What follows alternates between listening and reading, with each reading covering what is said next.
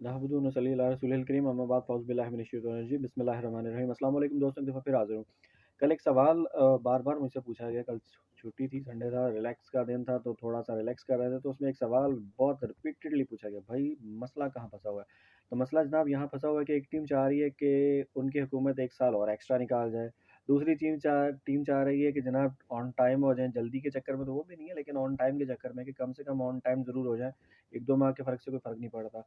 और जो third party है वो कह रही है खुद सलाह कर लो, लेकिन खुद सलाह के साथ वो दोनों साइडों को ना हरकत दे रही है इस वक़्त।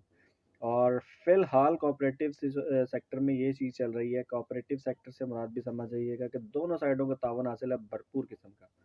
और जो तब्दीलियाँ नहीं आ रही हैं उसका सेटअप बड़ा हैरानकुन तरीके से चल रहा है और उसमें कुछ समझ नहीं आ रहा है अभी कि ये चल क्या रहा है, क्योंकि दोनों कश्तियों में पाँव रखा हुआ है फ़िलहाल। तो देखते हैं अभी अगला 10-12 दिनों में फिर और भी सिचुएशन थोड़ी क्लियर होती जाएगी, लेकिन जो दोनों साइड्स के पॉइंट ऑफ व्यू है मैंने आपको क्लियर बता दिए कि एक 1 ईयर मोर और एक ऑन टाइम या 8 ऑन टाइम से 1 और 2 मंथ पहले इलेक्शन के जो मूड में, लेकिन प्रॉपर तरीके से। तो नेक्स्ट वीडियो तक मुझे दीजिए इजाज़त। अल्लाह हाफ़िज़।